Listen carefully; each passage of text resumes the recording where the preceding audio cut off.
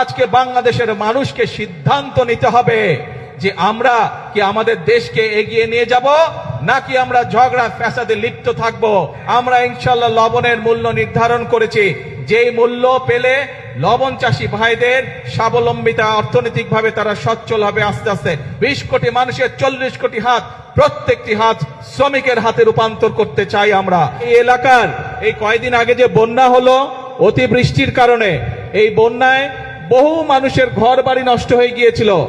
যাই হোক, আল্লাহর রহমতে তারপরে আমরা 100 গরিব দুস্থ পরিবারকে আমরা আজকে ঘরের চাবি হাতে উঠিয়ে দিতে পেরেছি। এছাড়াও আপনাদের সামনেই আপনারা দেখলেন আরো অনেকগুলো দুস্থ মানুষের কাছে তাদেরকে সহযোগিতার জন্য সরকারের পক্ষ থেকে আমরা আর্থিক সহায়তা তাদেরকে করেছি।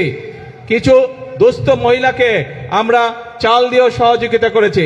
প্রিয় ভাই বোনেরা, আপনাদেরকে এই কথাগুলো বলার কারণ হচ্ছে যে এই যে বর্তমান সরকার, এই সরকারকে আপনারা নির্বাচিত করেছেন, এই বাংলাদেশের মানুষ এই সরকারকে নির্বাচিত করেছে।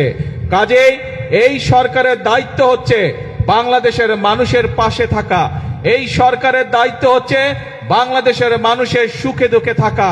আমরা প্রায় 41 লক্ষ পরিবারের মায়ের হাতে আমরা এই ফ্যামিলি কার্ড ইনশাআল্লাহ তুলে দিব।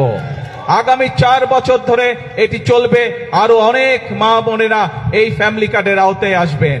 এমনকি লবণ চাষী ভাই যারা আছে তাদেরকেও ইনশাআল্লাহ আমরা ফ্যামিলি কার্ড তাদের হাতে পৌঁছে দিব। এবং এখানে একটি কথা এসছে যে লবণের মূল্য নির্ধারণ করে দেওয়া। আলোচনা করে আমরা ইনশাআল্লাহ লবণের মূল্য নির্ধারণ করেছি, যেই মূল্য পেলে লবণ চাষী ভাইদের স্বাবলম্বিতা, অর্থনৈতিকভাবে তারা সচ্ছল হবে। আস্তে আস্তে ইনশাআল্লাহ আগামী কিছুদিনের মধ্যে আমরা সেই দামটি আমরা সকলকে জানিয়ে দিব, যার ফলে লবণ চাষী ভাইদেরকে আর আগের মতন কষ্ট পোহাতে হবে না।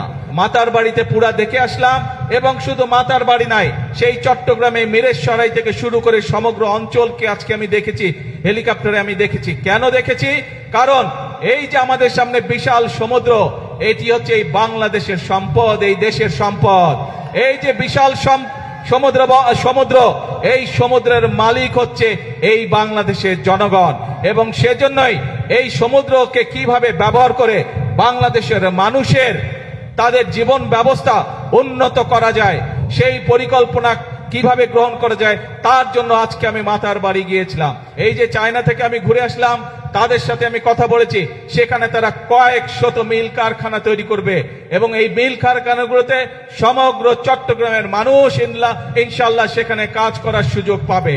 তার ফলে আমাদের যেমন একদিকে বেকার সমস্যার সমাধান করা সম্ভব হবে, একই সাথে আমরা ইনশাআল্লাহ বহু বৈদেশিক মুদ্রা অর্জন করব। যেই বৈদেশিক মুদ্রা অর্জন করার মাধ্যমে আমরা এই দেশের অর্থনীতি শক্তিশালী করব। সেই বৈদেশিক মুদ্রা দিয়ে আমরা এই দেশের মানুষের, এই দেশের সন্তানদের শিক্ষা ব্যবস্থাকে গড়ে তুলব, ভালোভাবে স্বাস্থ্য সেবা পায়। সেই জন্য এই 50 বেডের হাসপাতালকে আমরা ইনশাআল্লাহ আগামী 5 বছরের মধ্যে প্রত্যেকটি উপজেলা, 503টি উপজেলা সমগ্র বাংলাদেশে প্রত্যেকটি উপজেলা হাসপাতালকে আমরা 101 বেডে উন্নীত করব ইনশাআল্লাহ। আমাদেরকে সতর্ক থাকতে হবে, যারা শান্তি শৃঙ্খলা নষ্ট করতে চায় তাদের বিরুদ্ধে তাদের ব্যাপারে আমাদেরকে সতর্ক থাকতে হবে।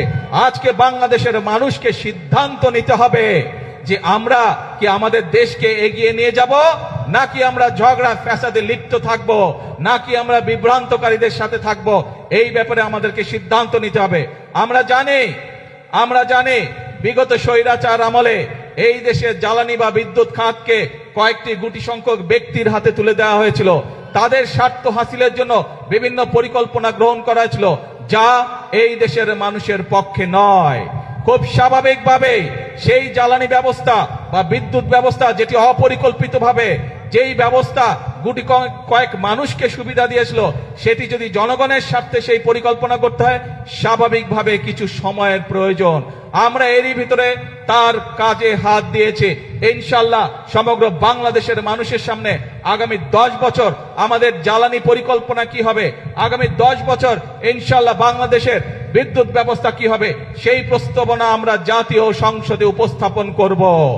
আমরা খেয়াল করেছি বিগত কিছুদিন ধরে কিছু মানুষ, গুটি সংখ্যক কিছু মানুষ এই ব্যাপারে বিভ্রান্ত ছড়ানোর চেষ্টা করছে। আপনাদেরকে পরিষ্কারভাবে উদ্দেশ্য করে বলতে চাই, বিএনপি সরকার সংসদে পরিকল্পনা উপস্থাপন করবে। আপনাদের যদি পরিকল্পনা থাকে আসুন জনগণের সামনে উপস্থাপন করুন, কিন্তু বিভ্রান্তিকর কথা বলে দেশে বিশৃঙ্খলা তৈরি করবেন না, বিভ্রান্তিকর কথা বলে জনগণের শান্তি নষ্ট করবেন না। আর পিছনে থাকা যাবে না, আর পিছনে পড়ে থাকা যাবে না। এখন একটি লক্ষ্য, একটি উদ্দেশ্য, জনগণের জীবন মান উন্নত করা, দেশের ভাগ্যের পরিবর্তন করা। আমরা চাই প্রত্যেকটি বাংলাদেশের প্রত্যেকটি মানুষ, 20 কোটি মানুষের 40 কোটি হাত, প্রত্যেকটি হাত শ্রমিকের হাতে রূপান্তর করতে চাই আমরা, যাতে করে প্রত্যেকটি মানুষ দেশ গঠনে ভূমিকা রাখতে পারে, যাতে করে প্রত্যেকটি মানুষ নিজের হাতের পরিশ্রমের মাধ্যমে নিজের এবং পরিবারের ভাগ্যের পরিবর্তন করতে চায়। আর বেড়িবাঁধ এইটি আমাদের মূল পরিকল্পনার একটি অংশ। ইনশাআল্লাহ বেড়িবাঁধের কাজও শুরু হবে।